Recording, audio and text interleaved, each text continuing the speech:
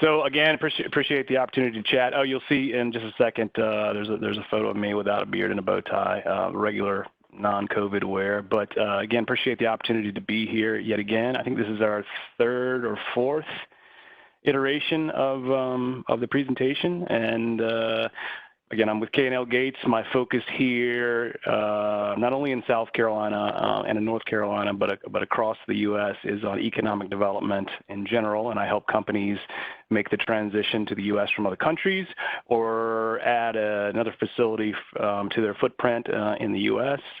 From one part of the U.S. to another, or we sometimes help companies close down facilities and locations and move them to elsewhere. So it's always interesting business, because it's always something different. And I guess assuming everybody's following along with no one's on the phone, so I won't talk through all of the slides. But basically our topics of discussion today, I'll start with a PSA, because the guys that pay me would like for me to mention K&L Gates and how it operates. And then we'll talk about a little bit about how economic development works in general. And if you're still awake, then we'll get into renewable energy and what we've done in that sector.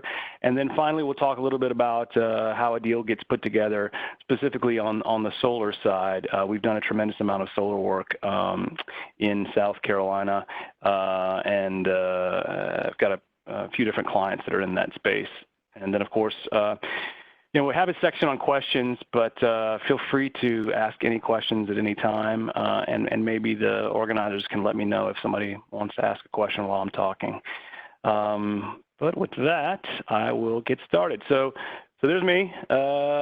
I've been with K&L Gates for a little bit, and before that, I worked for the Department of Commerce, both out of the Columbia office, but then I was also based internationally in its Munich office. South Carolina's got, at this point, 5 different international offices, and at that time there were 4, and I managed them all based in Munich, Germany. But joined K&L Gates in late 2016, and have really enjoyed establishing an economic development practice for it. And David, I don't know if you knew this, David, but I actually, obviously K&L Gates is in Charlotte as well, and I do have an office in Charlotte.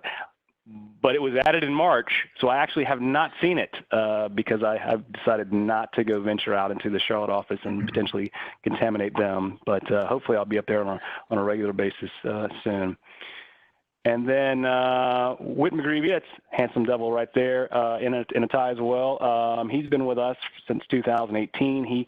He worked for a federal law clerk before that. He is a Charlestonian, so if I have questions about Charleston, he always has great answers for me, because I'm from I'm from small town in South Carolina, not a native Charlestonian. But Whit's been a great addition to our economic development practice, and he's going to give you a little bit of insight on economic development as well, and some of the renewable energy sector in South and North Carolina. So here's the PSA part, and I'll just jump through it quickly. K&L Gates is a big law firm. We have 26 U.S. offices and 20 international offices. So there's a lot of cross-border work. Here in Charleston, we've got about 35 attorneys. In Charlotte, Raleigh, and RTP, I think we're maybe up to about 125 between the 3 offices there.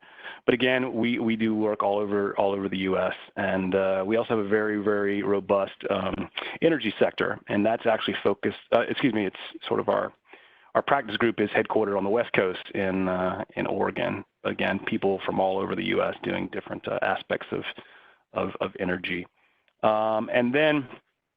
We've got roughly 2,000 attorneys worldwide. About half of those are in the U.S., and the map in front of you sort of shows the coverage area. So we're not licensed in North Dakota, unfortunately, but we are licensed in just about. We've got someone who's licensed in just about every state. And then it's a big law firm, so we do a little bit of everything. We've got some great intellectual property folks out of our Boston office and our Chicago office. Actually, our national real estate practice is actually headquartered here in Charleston. We've got a huge policy and government relations group in D.C. But again, it's an all-purpose law firm, and we can help in just about any sort of legal aspect that you need. So if everybody's still awake, we're going to start talking a little bit about economic development practice and how it typically works. I mean, again, no company is exactly the same. Maybe they're starting with just a small sales office. Maybe they're adding their 5th location in the United States. Maybe this is their first endeavor. Maybe it's 500 jobs. Maybe it's something that's very machinery intensive. But for the most part, you can boil it down into what we're going to talk about today, which is the site selection process and the factors that go into an economic development deal.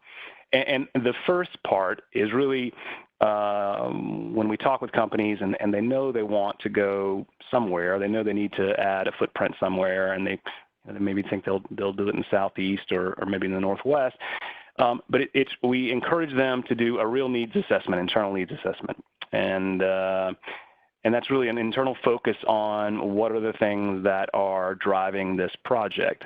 So we talk about preparing a preliminary wish list of all of the different things that are going to go into their decision-making matrix. So, what type of labor do they need? What are their, and again, this is an ideal wish list. I mean, obviously, when it comes down to it, you're going to be balancing, whether you're actually hitting all of those different factors or a large portion of those factors. But you start with this wish list. Do you want to be close to key customers? Is it more important to be close to key suppliers? What are the cost drivers between those key getting stuff to those key customers, getting stuff from the suppliers?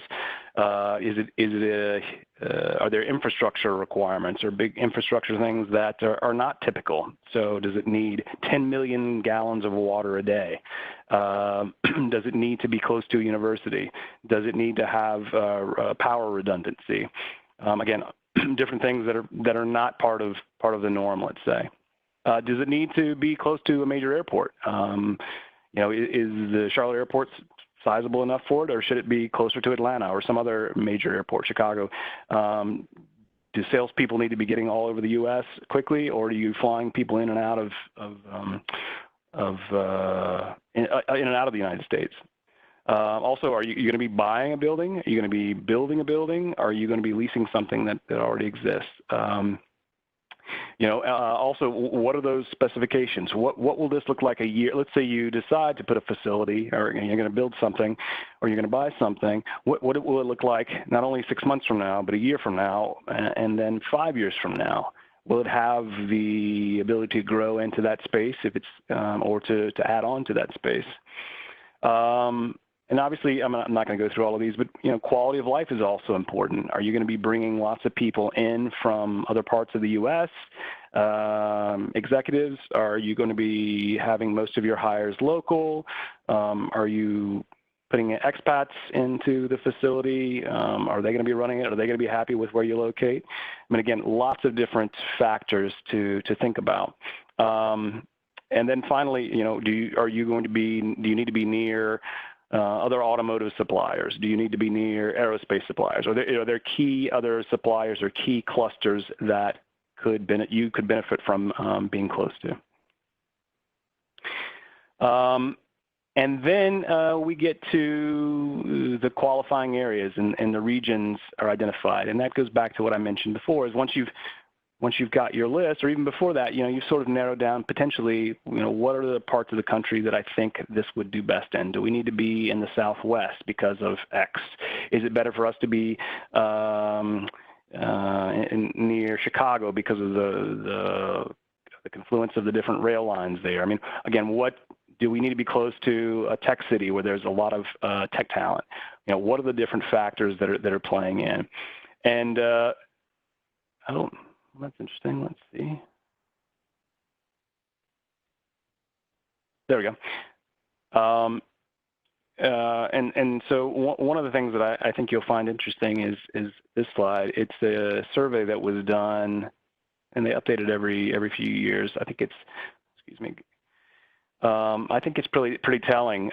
So they basically interview, or they send out questionnaires to all of the companies that either expanded into a new facility, into a new location, or are adding their first location in the United States for a given year.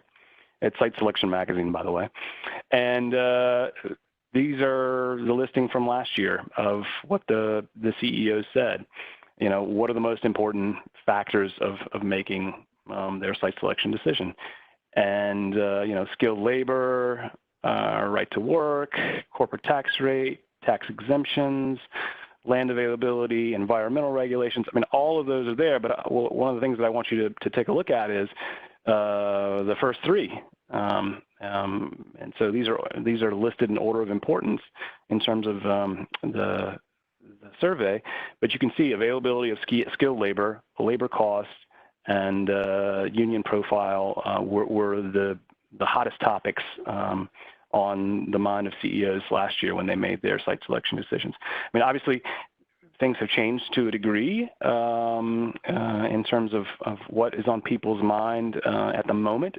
We're hearing lots of questions about COVID cases and what the state is doing in terms of making sure that the numbers stay low and social distancing and masks. I mean, that's actual, you know, we get that question a lot, and the companies want us to ask that question of economic developers. Obviously, they're asking about labor availability.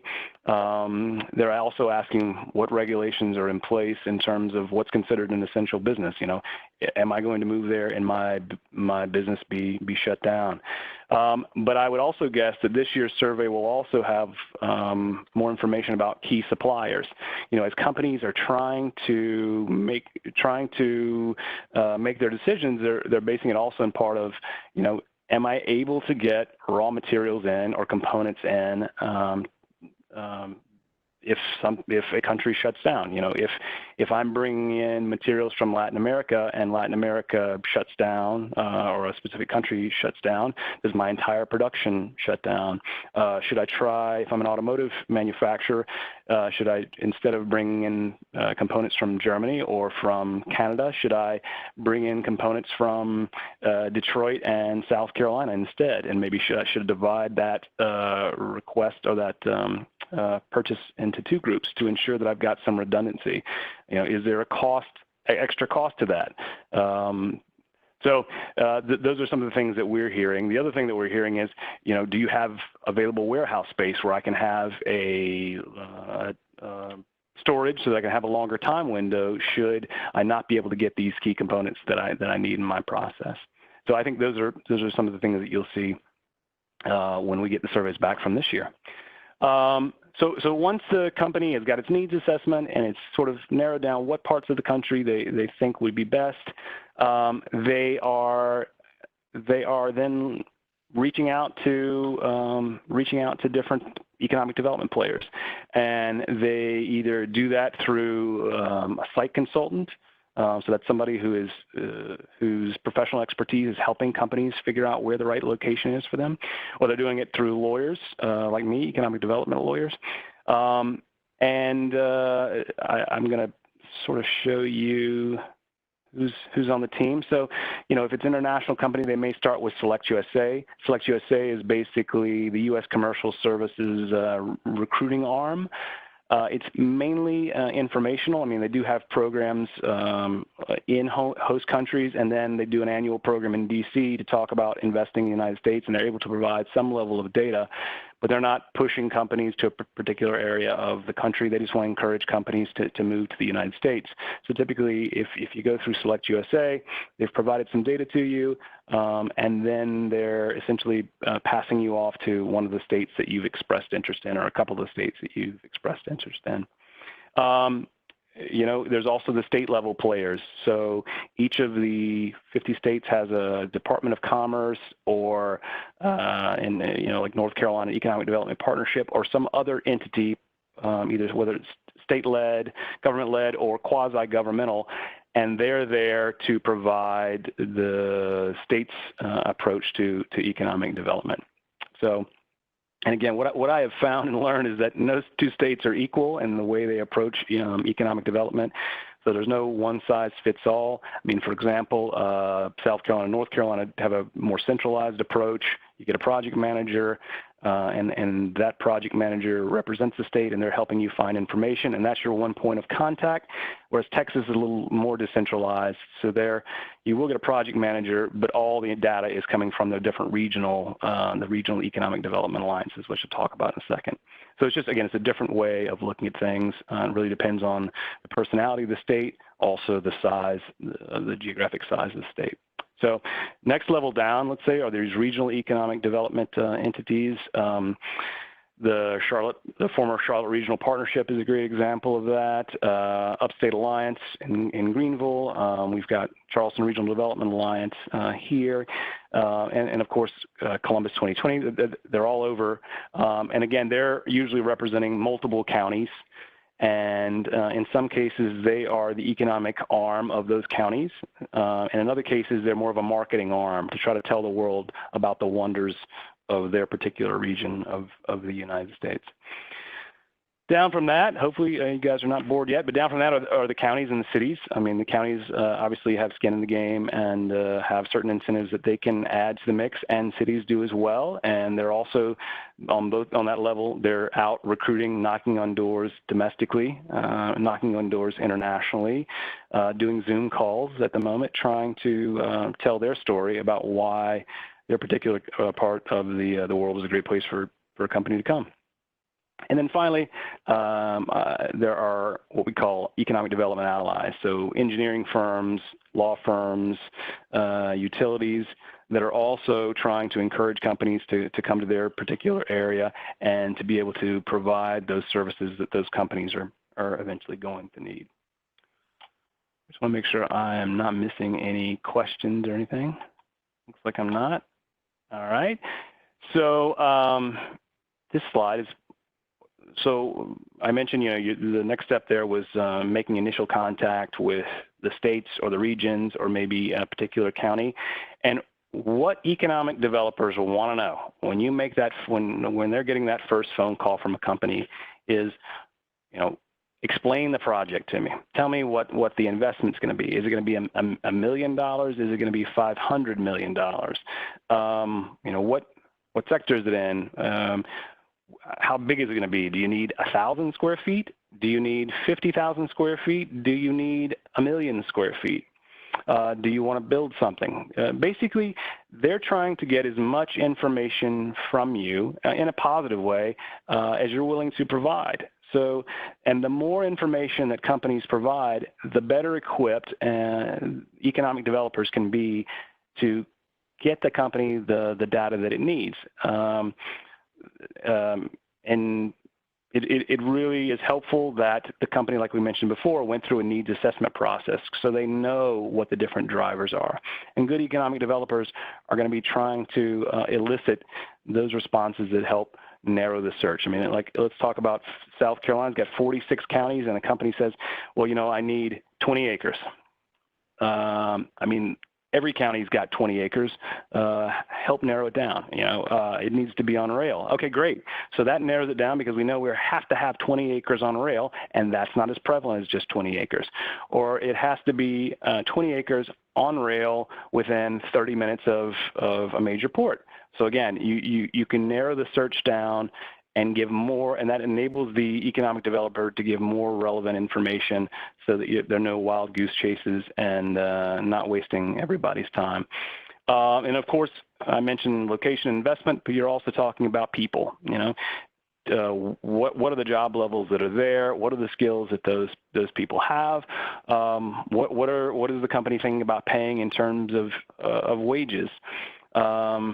Rural communities probably don't have to quite pay as much in terms of wages because it doesn't cost quite as much to live there. And maybe you're a 30-person project in a rural area. That may be really, really interesting to that rural area because they don't see as much activity, and that you could be a great fit for them. That's a lot different than putting that lower wages, $15 an hour, $16 an hour, 50 jobs in, say, Charleston. It may be much more difficult for you to find the employees that you're looking for. But again, I don't want to harp on this too much, but these are the things that companies really, the companies really need to be able to deliver to economic developers so those professionals can help them find the right location. And then the next part is really of the matrix, let's say, or the funnel, is really then with the information from the company, and the economic developer can provide options. They can provide different types of greenfield space or different types of existing buildings or lab space or whatever it may be that the company wants. And so there's an exchange back and forth with the company. And I mentioned before that each state is different in the way it approaches economic development. But for the most part, you're going to have a primary project manager or point of contact that is representing, the state of North Carolina or the state of Georgia, and he or she is going to endeavor to get you connected to the right people and try to make sure that they're shepherding this through in an efficient way that's providing the information that you need. They're going to be providing, assistance in business site selection process, again, at no cost to the company. And so they're really hand-holding the company to a degree and helping them make a decision. They're going to also be talking about incentives, and we'll get into more detail about specific incentives, but they're going to want to know about job creation. They're going to talk to you about the potential incentives that may be out there. They're going to provide information on the different industries, sometimes the operational costs. So they can be a great resource for companies because maybe it's a new market for them or a new endeavor, and they don't have those on the ground contacts. So then as you're sharing information back with the project manager, or if you're doing multiple states with the multiple project managers, you're looking at the data they're giving to you. You're looking at the different facilities or the properties that are available to you, and you're slowly narrowing down. What would be the best fit for you. What would be the best fit for the company. And it's a process, and at the moment, it's very heavy on Zoom and videos of facilities and videos of people.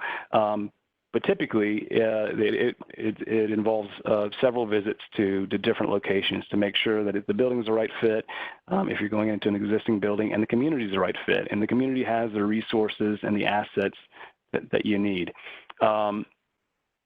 And then when we talk about incentives in a general sense, the company now is in the negotiation stage. So they've narrowed down to just a couple locations in a particular state and maybe one or two locations in another state. And they're negotiating, well, what can you do? What can you do, North Carolina, to convince me that your state has the best to offer me and you're the best location for me? And so what states and local communities and cities are trying to understand is, and weighing, let's say, or what's the overall size of the project? I mentioned before, is it something very, very small that has potential to grow? Is it something that's huge? What are the job creation matrix? Is it 100 jobs at $16 an hour, or is it 50 jobs at $100,000 an hour? I mean, that's obviously important to the equation as well. Capital investment. So is it new construction? Is it a new 100,000 square foot building or a new office facility? Is it hundreds of millions of dollars of new equipment, or is it just computers? Computers in an existing office space, furniture and whatnot. That's important, obviously, because of the communities want to understand how will that impact the tax base. Communities also want to know, is this a new business or is it an expansion of an existing business? Does this company fit well into our efforts to enhance our automotive our automotive sector, or does it enhance our IT sector? Does it enhance our renewable energy sector? That's also factored in by jurisdictions. I talked about rural communities earlier versus more urban communities, and that too is impacted and is factors into what types of incentives the jurisdiction may offer. So, and once all these factors are taken into effect, these are the types of incentives that can be offered. Now, again, every community is different. Every state is different. Some are more aggressive than others. Some are more aggressive depending on all of those different factors that I just mentioned to you. Is this company coming to a very small town in a very rural area, or is it going to be in the heart of a city center? And all of that plays into the mix of incentives that may be made available. But in general, across states and local communities, there are two primary types of incentives. There's the statutory incentives and the discretionary incentives. Statutory incentives are by statute, or they're by ordinance, and essentially it's a if you build it, you will get it. If they build it, you will come. So if you create 100 jobs and you fill out the paperwork at the end of the year on your Department of Revenue or your tax form, and you check the box, you get the incentive. If you invest $5 million worth of equipment and building, you get the tax abatement.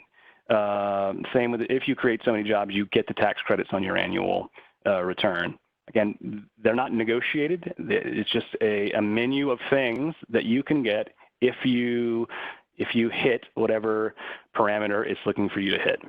So that's statutory. And then there's discretionary. Okay, and that really goes back to what I mentioned before about what the different jurisdictions are weighing, what the county is thinking about and the state is thinking about when it's putting the package together.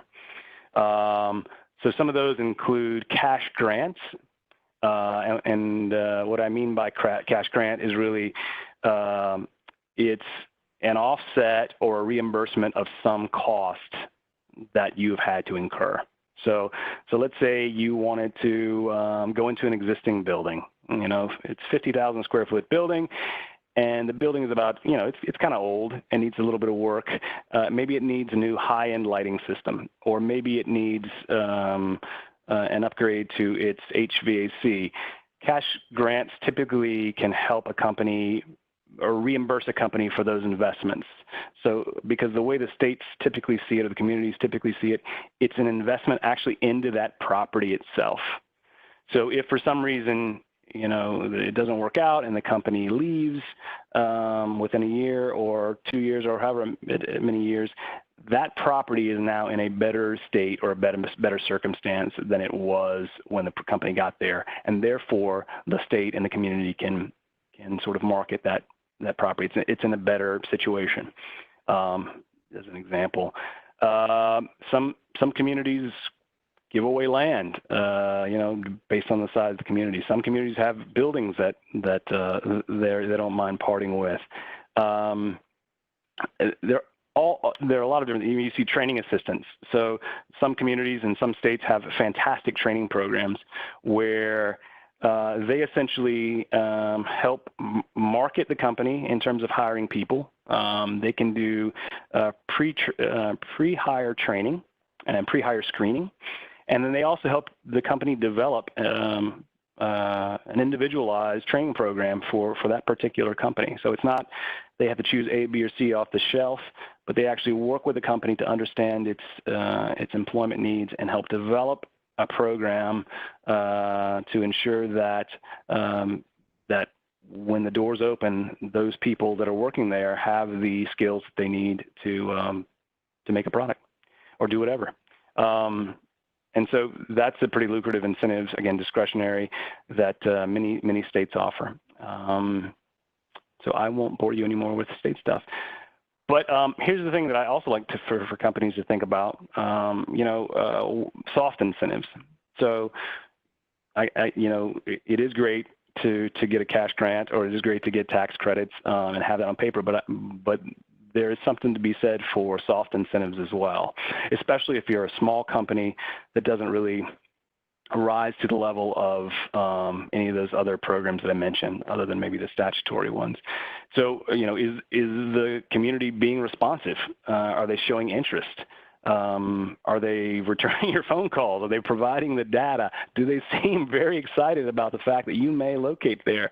Because if they don't, maybe that's not the right contact, but maybe that company, maybe that community is not as interested and not excited about you being there. And so perhaps you should look somewhere else. Some communities also do HR assessments and tutorials once you land to help you, especially if you're an international company and working in the U.S. for the first time, help you understand, what are the rules and how are they different than what I'm used to in my home country. I think this can be very helpful, especially from a legal standpoint, to keep companies that are new to the area out of trouble and make sure that the employees are happy and being treated to American standards. They can, again, soft incentives include helping you integrate into the local supply chain, making introductions for you, business networking opportunities. There are these things called soft landing or landing pad initiatives. And again, they're hand-holding focused on international companies that are coming to a community or the U.S. for the first time. And like any of us would be anywhere in the world starting something new for the very first time, we have lots of questions and don't know where to start or have limited answers. And they really do a lot of hand-holding. The idea, especially with the landing pad, is it's typically for smaller companies that are testing the waters. It's an Italian company that knows it needs to be in the U.S., but it's going to just start with a salesperson. And the idea is that they love the community so much that they grow there and add warehousing space and then eventually add manufacturing space. So, and of course, most of the jurisdictions across the U.S. have support teams for existing industry where they call and make sure that you're getting the support that you need, or if you have questions or having an issue with some sort of getting a permit, they can help make sure that doesn't fall at the bottom stack of somebody's stack on a desk somewhere. And I'm almost finished, guys, so that's good because Whit's up next. But the important takeaway that I want to give you about all of this process and incentives in general is that incentives don't last forever. They're a finite number of years and obviously a finite amount of resources. And it doesn't matter what anyone says, incentives will never make a bad site selection decision a good one. It will never. When companies are looking, they really need to decide on what is the best business decision for me to make, and where will I be happiest from a business perspective. And then incentives are really the icing on the cake. The other thing is interesting about this is that when you see a list of incentives or the state and county make an offer, are these all applicable to the company? I mean, are they going to be able to use them? Are they going to have lots and lots of tax credits that they'll never be able to use because of the way they're structured? And then finally, there's always a balance of cost. Yes, I get these great incentives in this community, but it's much further away than I need it to be, and so that's going to drive up my my transportation costs. Or the taxes in this particular community outweigh the incentive benefits that I'm getting. So again, things to think about. And then obviously, finally, once you've got this all worked out, you identify a winner, do all the legal paperwork, make a big announcement, and then the hard work starts where you actually have to start establishing your operation and start producing things. So appreciate it. Hope everyone's still with me. And now I'm going to give it over to Whit to talk about a little bit about renewable energy. And I think Whit's going to pitch it back to me. Any questions before I hand it off to Whit? Ford, this is David. We're all still with you. I'm watching the board, and I haven't seen any questions come through chat yet. And everyone knows to unmute and simply interrupt and ask a question if they want to. So, Ford, John. It was, I think the fire hose was turned on, Ford. That was a lot. Yeah, Sorry, David. I'm passionate about it. I like it. It's fun. I enjoy what I do, and Yeah, it is a lot of information, a lot of data, and so I'm happy to break it down. Or if you've got any questions, David, or things that everybody has questions but doesn't want to ask them, you can be the spokesperson. Really a tremendous overview thus far, and we look forward to the next part. All right, Whit, you're up, and Whit, I'll control the slides if you want me to. You just say next. That's perfect. I was worried about having to switch that over and inevitably messing that up. My name is Whit. I got an introduction earlier from Ford, which I appreciate, and spend most of my time working with Ford on the economic development side, and really enjoy the practice as well. It's a fun area to be in, and we do a lot of projects in the renewable energy space, and so it's cool to be able to be a part of an industry that's really growing. And so I'll get Ford to go ahead and advance the next slide for me. While he's doing that, I'll also apologize for the background. We just moved, and so there's stuff all over my house. So I'm trying to find the smallest window here that I can without stuff everywhere. So some of these stats probably aren't new to most of you guys, but renewable energy in the United States has exploded over the past decade. And these numbers that we get are trailing. It updates, I guess, they get the numbers going back 2 years from current. So we've got some newer numbers towards the end here. But for example, solar energy here, you've got a 40-fold growth in annual solar generation from 2009 to 2018, which is just crazy and tracks with what we're seeing here in South Carolina. Wind, you've got a 3-fold growth. I don't think that's right. It should say in annual wind generation. But anyway, but between the two of them, you've got just a massive amount of growth in the renewable space. And so that means that there are a lot of companies that are in this sector that are trying to figure out the most economically efficient way to do these projects. And so we've enjoyed working with companies to use economic development incentives as a part of the toolkit that they're using, in addition to their interactions with power providers and landowners or all the other stakeholders that are involved. But economic development has proven to be a piece that's really important for a lot of these companies to make these projects viable and to get their power connected onto the grid. Ford, if you want to move it on to the next one. So you can see here, and this will be the case for both North Carolina and South Carolina. North Carolina has had one of the biggest increases in solar generation in the whole country. You see third in the U.S. By increase in generated power. It's in large part, Duke Power was mandated to put a certain amount of their energy in renewables, and so solar just absolutely took off as a result. So we've seen a bunch of projects in North Carolina, and North Carolina actually, I believe, and Ford, correct me if I'm wrong, has a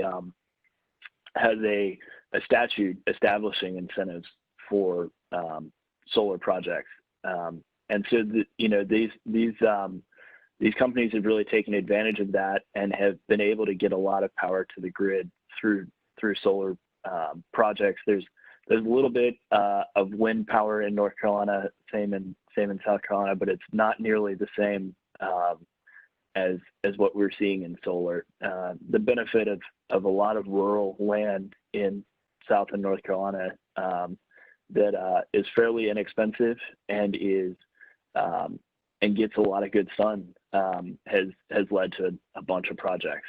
So we can see the same thing in South Carolina. Ford wants to move the slide up next. Yep.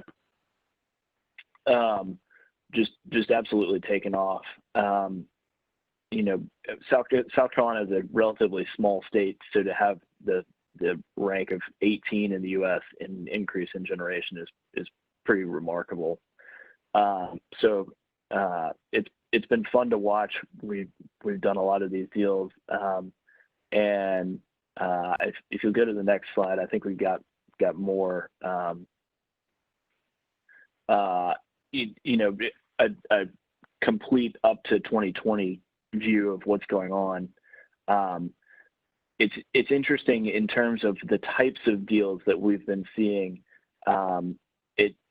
More recently, we've been seeing really much bigger utility scale solar installations. The deals we were seeing on, maybe in the late 2017, 2018, were in large part of a program that was being administered by Duke that was a 2 megawatt project. Now the deals that we're seeing tend to be in the 30 to 50 megawatt projects, which are really a lot of investment that is going into a community, hundreds of millions of dollars. And so for rural counties, that can be a massive infusion of cash that can be much needed.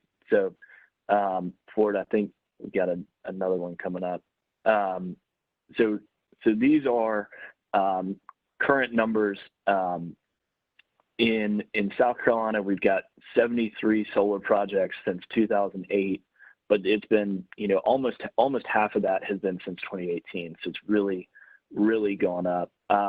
Here you've got, Duke's requirements under North Carolina law to generate 12.5% of its electricity from renewables by the end of 2020. So, they're 4 months away from hitting that. They've got, that was a big driver for their, 2 megawatt pipeline project. So they got a bunch of projects from a bunch of different solar providers. You see some of them down there: Cypress Creek, Azure, Tradewind, Southern Current.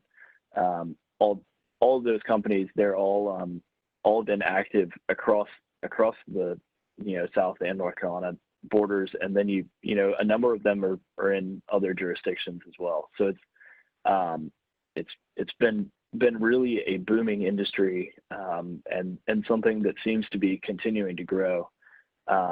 There's a lot of different dynamics at play between you've got the land, you've got the power providers, you've got some politics involved, and so it's sort of a volatile industry in a way, but it's I think a lot of these companies have been very successful in developing these projects and helping the power providers really meet some government mandates and meet investor mandates. Some of the publicly traded power providers are starting to hear from their investors that they need to have a renewable portfolio, and that needs to be a big part of what they're doing. And so it's been exciting to watch and be a part of. Ford, do you want to go to the next one? Yeah. Can you hear me, Whit? Yep. Yeah. Do you want to go through how a deal works, or do you want me to do it? I'm happy to take it. So first things first, to do a solar project, you got to find land. So typically, that's to Ford's point about a site selection process for solar developers. First things first, it's got to be the land. And so the less that the developer has to do to the land to make it a viable parcel for a project, the better. So they love farmland. They love sort of lightly forested land. Anything where it's generally flat, no obstructions, things like that are the things that tend to make a parcel better than another. So you don't see a lot of these parcels on mountains or anything like that. They're looking for nice flat pieces of land that they're gonna be able to do as little work to on the site itself to be able to put the panels in, put the racks in, and get the project online. Ford, do you want to talk about production? Yeah. So, I mean, essentially, the the way the production works is that, I mean, these panels, I mean, as a lot of you may know, these panels have a fairly large long-term lifespan, upwards of 30 to 40 years. And fairly consistently, I mean, obviously there's some degradation over time, but for the most part, it's minimal. And so what the companies want to ensure is that obviously that they're able to put as much on a piece of property as they possibly can, but also from a production standpoint, you know, they can only produce so much energy per year and only get so much revenue. So one of the interesting things that we're always arguing with, and we'll get to that in a second, we're arguing with counties is counties are used to negotiating incentives with companies that their production fluctuates, and they can add more people and they grow, or they may add another production line. And so, you know, one of the things that we have had to explain is that, yeah, essentially it produces what it produces. It's going to always, or more or less always produce that, but it's never going to be able to produce more. You know, and if so, it's minimal. So it's a steady production over the next 30 to 40 years. And again, I'm generalizing, but that's one of the things that we've had to explain. I'll keep going with the power purchase agreement. I mean, obviously, this is also quite important. You know, on the smaller deals, so 2 megawatt deals, some of the power providers have basically said, you know, if you do a 2 megawatt deal, we will pay X number of cents per kilowatt, and we'll pay that over a 10-year term or 15-year term, and that's what it'll be. You know, so if you do it, you get this contract at this price. And then there's also some larger deals where they're a little more negotiated. So if you're going to install 50 megawatts or 75 megawatts, you know, a really big facility, you have a little bit more negotiation with the power companies. But that's a key component. Again, is establishing this long-term agreement over the course of 10, 15, or longer, where the company knows, the solar company knows, if I produce this much, 50 megawatts worth of power, I will get paid so many cents per kilowatt. Because again, these are long-term discussions, long-term contracts. And it plays into the viability, the economic viability of these projects. Whit, you want to do the last part? Yeah. So you know, the fee in lieu of tax structure is a type of incentive that companies are able to take advantage of, where they pay, instead of, you know, whatever your ordinary property taxes would be, which are, you know, it's the millage times the, I guess, the value of the property. It allows companies to substitute, instead of paying that kind of property tax, they can instead pay a set fee to the county that can be set at the very beginning of the deal and can run for as many as 30, sometimes 40 years. And so for these solar companies, where they have a defined amount of revenue that they're going to be making, they have a defined amount of costs that they're going to be incurring, and it's really steady over the course of each year, with minimal depreciation of the panels over time. What we've heard and what we've been able to do for these clients is to create basically a flat fee that the clients pay the same amount in fee in lieu of tax every year over the course of the deal. And so they know they can count on what the amount of money is that they're going to be paying to the county each year, and so that really helps them to make the projects viable. So the typical way a fee in lieu of tax deal works is that the amount you pay is based in large part on the depreciation of the equipment, and so you pay more in the sort of first 5 to 10 years of the fee in lieu of tax deal, and then you pay really a lot less towards the end of the deal. And so that dynamic doesn't work as well in a solar deal where the depreciation lasts longer, and so you have more, I guess, more deductions over time, and all that goes into that. So it's been fun to work through figuring out the best way to do this, and counties have come to appreciate this as well, because they're able to count on a consistent revenue stream that lasts longer than the typical fee in lieu of tax deal would. And it's also been nice to see how the counties have been receptive to the way that these deals work with the higher investment amounts. The county doesn't have the typical strain on its resources from these solar projects that it would if it was a manufacturing facility or something like that, where you do have a lot of jobs. And so the county gets excited about the jobs, but then they are obligated to provide resources to the people that are working in those jobs.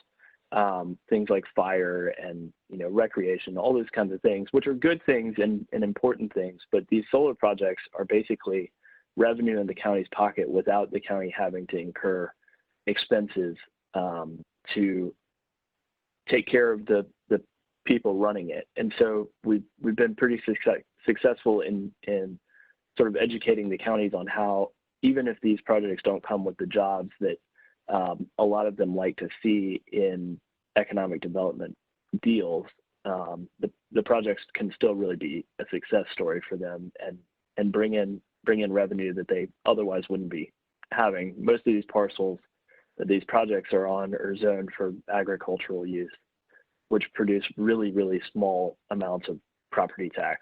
And so this is often 100 times what they would be, or more, what they'd be making on the parcel at an ag rate. Ford, what I leave out?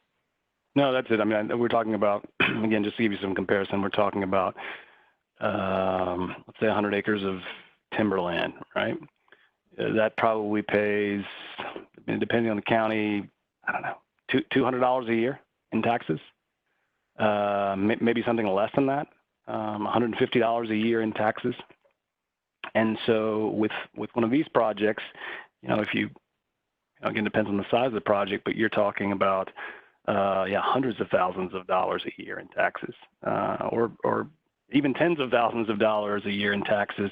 But again, that's revenue that the county would not otherwise be getting. So again, it's been an education process. It's actually gotten, in some sense, it's gotten easier. The counties have gotten a little bit more demanding on what exactly goes into the deal, but also it doesn't take, from our perspective, it doesn't take as much on the explaining side on why solar is good, why renewable energy is good, and how can it benefit the county. It's more now of a negotiation of what's the company willing to pay, what's the county willing to take. But never a dull moment. So I think that is it. There's the yellow K&L Gates sign. But I guess, David, I'll turn it back over to you and see if anyone has any questions for Whit or for me.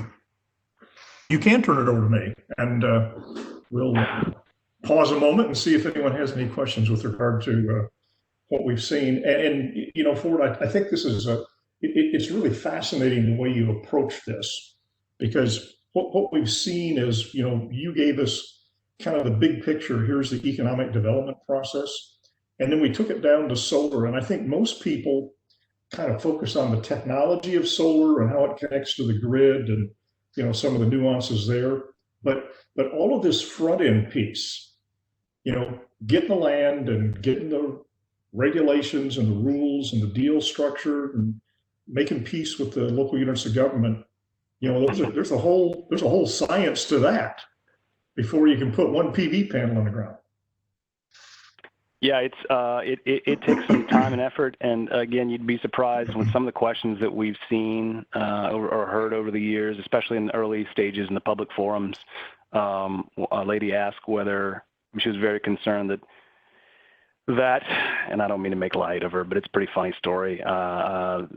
She was concerned that the solar panels would absorb so much energy that they would take away energy from her tomato crop. She was very concerned that the tomatoes would not get as much energy because the solar panels would be absorbing that. Yep. So, just give you an example of some of the misnomers and the unknowns at the very beginning. But again, I think that is starting to dissipate. So I will say one more thing I want to add.